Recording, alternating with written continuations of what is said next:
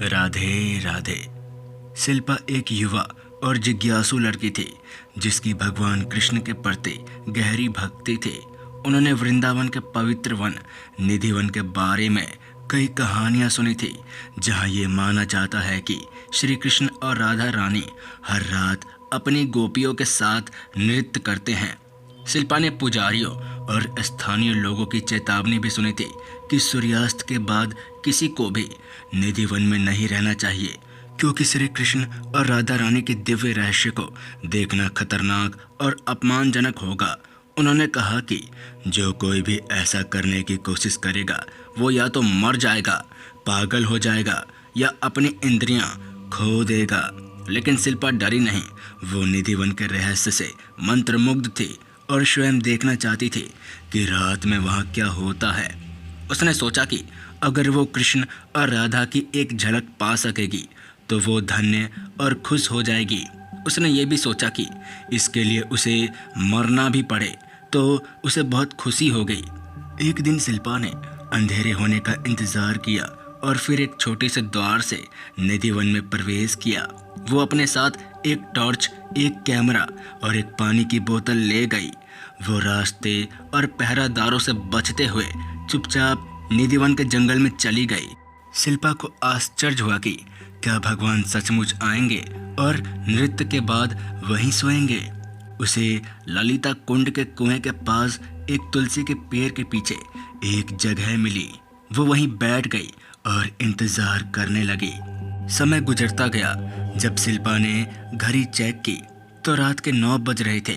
उसे हल्की सी हवा महसूस हुई और पैरों से कुछ सरसराहट की आवाजें सुनाई दी। उसने सोचा कि ये कोई जानवर या पक्षी होंगे।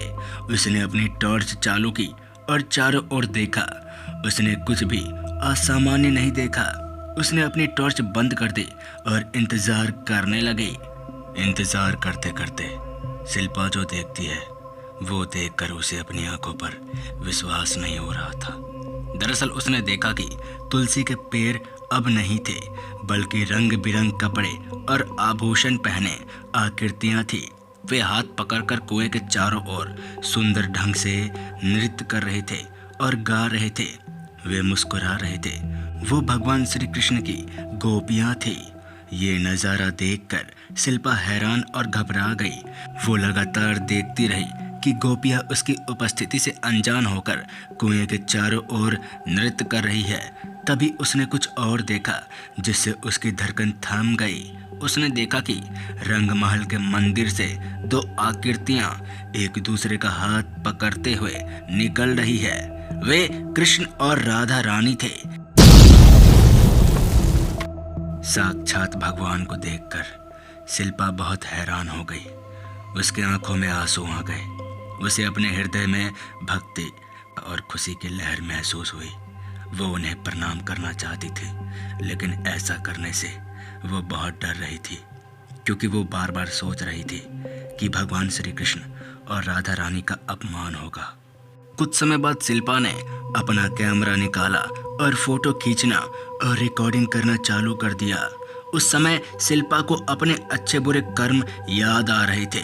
जब वो रिकॉर्डिंग कर रही थी उसकी आंखों में आंसू आ गए कि उसने स्वयं भगवान कृष्ण और राधा रानी को देखा है।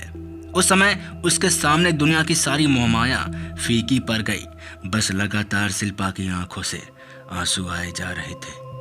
घंटों कब गुजर गए शिल्पा को पता ही नहीं चला और देखते ही देखते सुबह हो गए।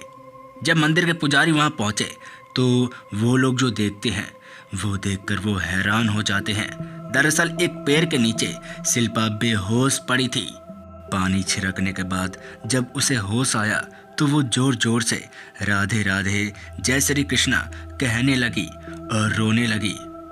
अक्सर ये होता है कि जो लोग रात में निधिवन में रुक जाते हैं वो लोग या तो पागल हो जाते हैं या अंधे हो जाते हैं, और तो और मर भी जाते हैं। लेकिन शिल्पा बिल्कुल ठीक थी। उसने साक्षात प्रभु को देखा था। ये सब बातें सुनकर वहाँ खड़े लोग और पुजारी बहुत ज़्यादा हैरान हो जाते हैं। इसके बाद शिल्पा अपना कैमरा दिखाती है, लेकिन कैमरे में कुछ भी रिकॉर्डिंग नहीं हुआ था और न ही एक भी तस्वीर थी। जैसे तैसे करके शिल्पा घर पहुंचती है और दिन भर बस यही सोचती रहती है कि कहाँ गए वो रिकॉर्डिंग्स। लेकिन उसे ये नहीं पता था कि भगवान को कैद करना इतना आसान नहीं है। भगवान की दिव्य दृष्टि इतनी तेज होती है कि पृथ्वी का कोई भी प्राणी उस तेज को सहन नहीं कर सकता है। लेकिन साक्षात प्रभु ने शिल्पा को दर्शन दिए, साक्षात राधा रानी ने शिल्पा को दर्शन दिए। इससे बड़ा शिल्पा की जिंदगी में और क्या हो सकता है। उस रात के बाद शिल्पा को भगवान के प्रति और भी प्रेम आ जाता है और वो तब से लेकर आज तक वृंदावन में सेवा कर रही है। तो दोस्तों, ये थी एक ऐसी कहानी जो हर कोई अपनी ज़िंदगी में देखना चाहेगा। तो मिलते हैं ऐसे ही इंटरेस्टिंग कहानी के साथ। तो बोलो राधे राधे।